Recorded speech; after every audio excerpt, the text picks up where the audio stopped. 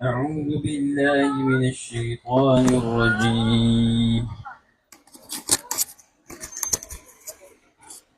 ومن آياته أن خلقكم من تراب ثم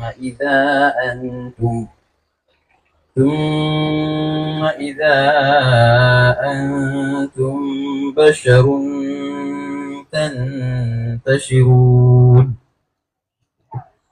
Sinabi ng dakilang, sa pangalan ng Allah, ang pinakamahabagin, ang pinakamawain. Sinabi ng dakilang Allah subhanahu wa ta'ala, at kabilang sa kanyang mga ayat, palatandaan na kayo ay kanyang nilikha mula sa alabok, at pagkaraan ng kayo ay maging tao, kayo ay nangagkalat sa balat ng lupa. ومن آياته أن خلق لكم من أنفسكم أزواجا ومن آياته أن خلق لكم من أنفسكم أزواجا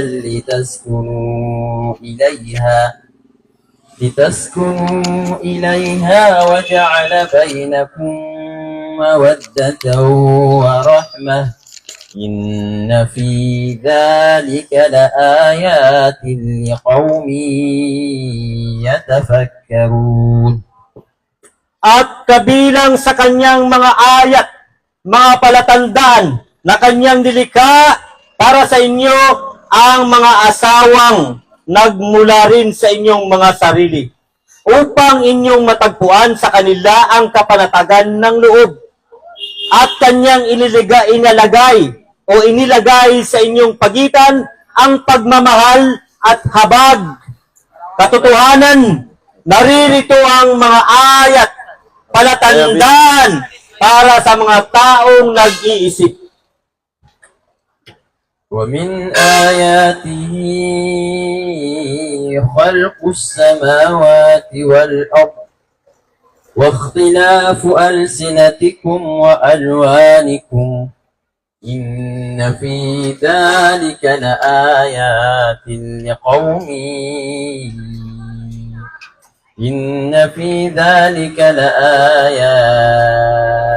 للعالمين. At kabilang sa kanyang mga ayat, palatandaan ay ang pagkakalikha ng mga kalangitan at kalupaan, at ang pagkakaiba ng inyong mga dila, pagkakaiba ng inyong mga wika, mga sari-saring lahi ng wika o tribo ng wika, at ng inyong mga kulay.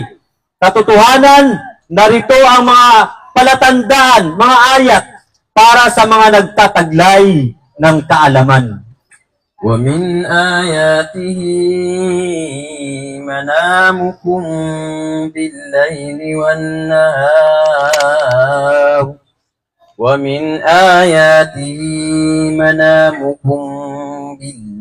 والنهار وابتغاؤكم من فضله إن في ذلك لآيات لقوم يسمعون.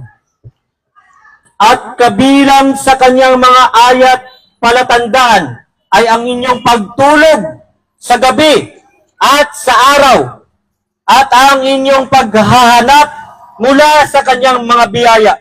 Katotohanan, narito ang mga ayat o palatandaan para sa mga taong nakikinig. ومن آياته يريكم البرق خوفا وطمعا وينزل من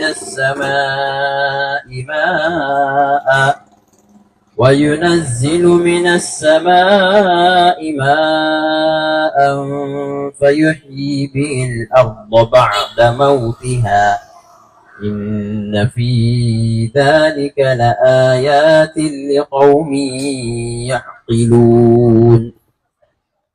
At kabilang sa kanyang mga ayat, palatandaan ay na kanyang ipinakita sa inyo ang kidlat na nagdudulot ng takot at pag-asa at kanyang ibinababa ang tubig ulan mula sa kalangitan at sa pamamagitan nito ay binigyang buhay ang lupa na dati ay tigang katotohanan. Naririto ang mga ayat o palatandaan para sa mga taong nakauunawa.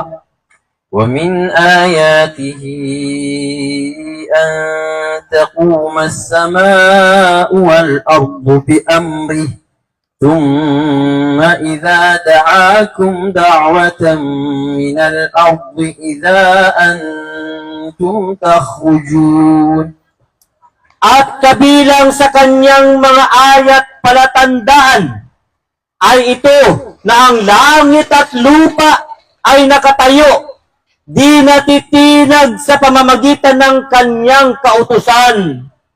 Pagkaraan ito, kapag kayo ay kanyang tinawagan sa pamamagitan ng isang panawagan at pagmasdan, kayo ay magsisilabas mula sa lupa sa inyong mga libingan.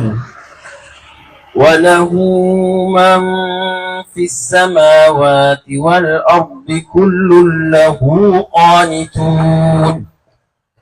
At sa kanya ang pagmamayari ng sinumang nasa mga kalangitan at kalupaan.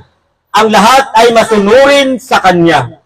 وهو الذي يبدأ الخلق ثم يعيده وهو أهون عليه وله المثل الأعلى في السماوات والأرض وهو العزيز الحكيم. At siya ang nagpasimula sa paglikha. Pagkaraan, ito ay kanyang uulitin. At ito ay madali para sa kanya. Sa kanyang pagmamayari ng pinakamataas na paglalarawan o katangian sa mga kalangitan at kalupaan. At siya ang ganap na makapangyarihan, ang tigib ng karunungan.